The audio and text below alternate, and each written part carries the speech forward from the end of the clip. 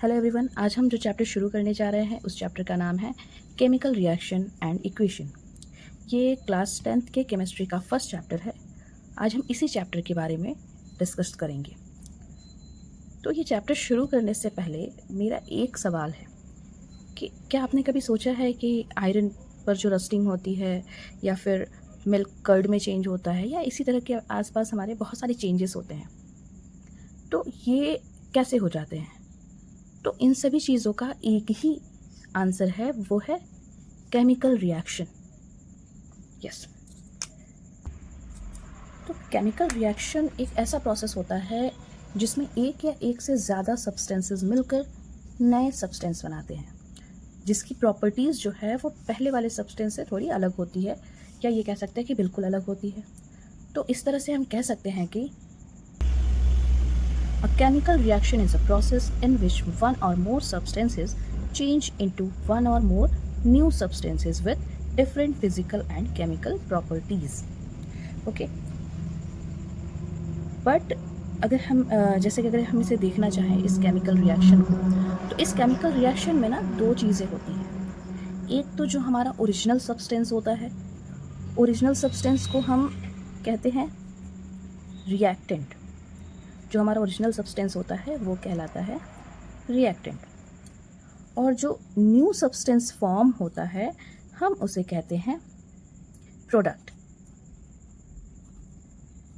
Okay, just suppose एक हमारा ए है कोई केमिकल और दूसरा है बी, और इससे हमें कुछ ए बी प्रोडक्ट मिल रहा है, तो ये पार्ट हमारा हो गया रिएक्टेंट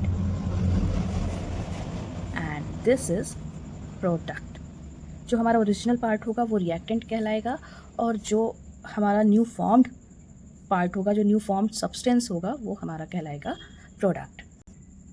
अब केमिकल रिएक्शन के अगर हम एग्जांपल देखें तो अगर हम देखें तो जैसे फॉर्मेशन ऑफ कार्बन डाइऑक्साइड,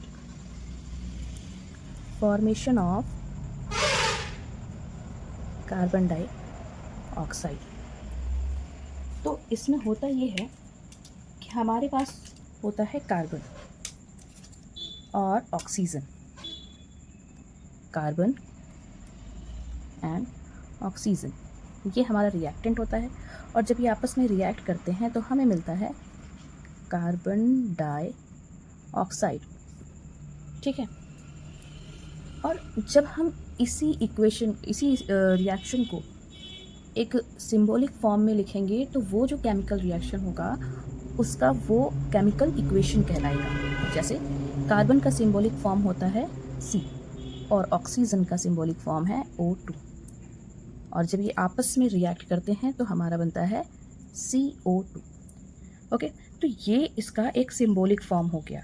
ये हमारा केमिकल रिएक्शन था, और अब ये जो हमारा नीचे इसका जो सिंबॉलिक फॉर्म है ये हमारा केमिकल इक्वेशन बन चुका है। सेम इसी तरह से अगर हम देखें तो मैग्नीशियम प्लस ऑक्सीजन, अगर हम इन दोनों का आपस में रिएक्शन कराएं तो हमारा बनता है मैग्नीशियम ऑक्साइड, है ना। तो ये जो मैग्नीशियम और ऑक्सीजन है ये भी उनका सिंबॉलिक फॉर्म है, तो ये भी हमारा क्या कहलाएगा, केमिकल इक्वेशन। तो इस तरह से हम कह सकते हैं कि द सिंबॉलिक फॉर्म और representation of any chemical reaction is called chemical equation. अब बात यह है कि इसके साथ साथ आपने सुना होगा लॉ ऑफ मास कंजर्वेशन, जिसमें हम ये पढ़ते हैं कि कोई भी मैटर जो है वो ना ही डिस्ट्रॉय होता है और ना ही क्रिएट होता है रिएक्शन के दौरान, ठीक है। तो ऐसे में क्या हुआ कि अगर हम ऊपर वाला इक्वेशन देखें तो हमारे पास एक कार्बन है और दो ऑक्सीजन है, ओके, और वहीं राइट साइड में हमारे पास एक कार्बन है और दो ऑक्सीजन है। तो इस तरह से ऊपर वाला इक्वेशन तो हमारा बैलेंस है, बट वहीं अगर हम नीचे की वाले इक्वेशन की बात करें तो हमारे पास मैग्नीशियम कितना है, लेफ्ट साइड में 1 एंड राइट साइड में 1, चलो ये तो इक्वल है, बट ऑक्सीजन इधर 2 है और राइट साइड में 1 है, तो ये तो हमारा लॉ ऑफ मास कंजर्वेशन को फॉलो नहीं कर रहा है। तो ऐसे में हमें क्या करना होगा, ऐसे में हमें इसे बैलेंस करना होगा।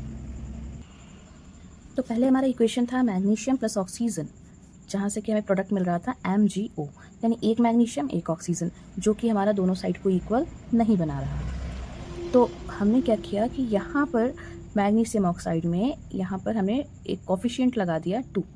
तो अब अगर इस हिसाब से अगर हम दोबारा से काउंट करें तो लेफ़्ट साइड और राइट साइड दोनों साइड का अगर कंपैरिजन करें तो लेफ़्ट साइड में मैग्नीशियम कितना है 1, राइट साइड में मैग्नीशियम कितना हो गया 2, एंड वहीं लेफ़्ट साइड में ऑक्सीजन कितना है 2 एंड राइट साइड में ऑक्सीजन कितना है 2।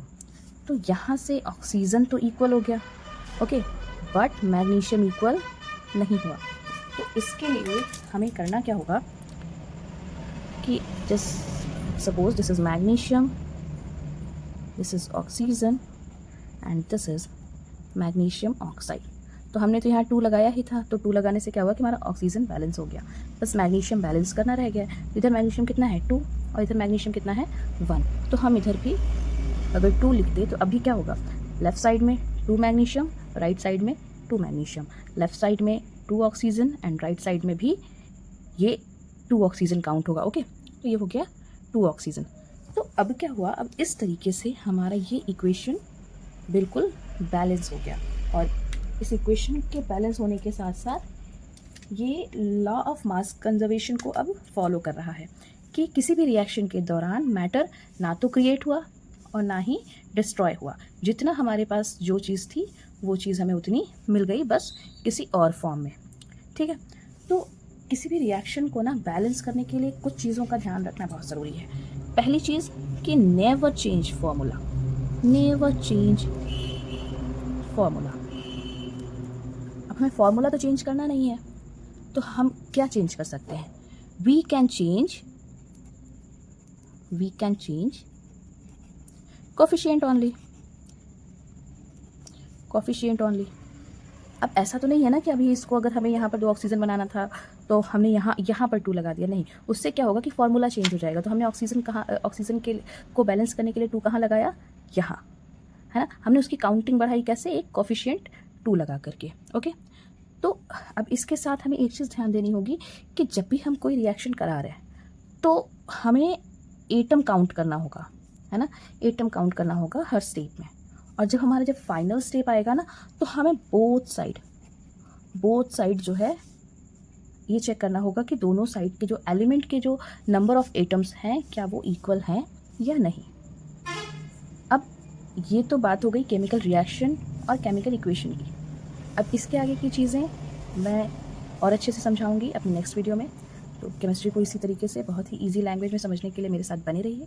मिलते हैं नेक्स्ट वीडियो में।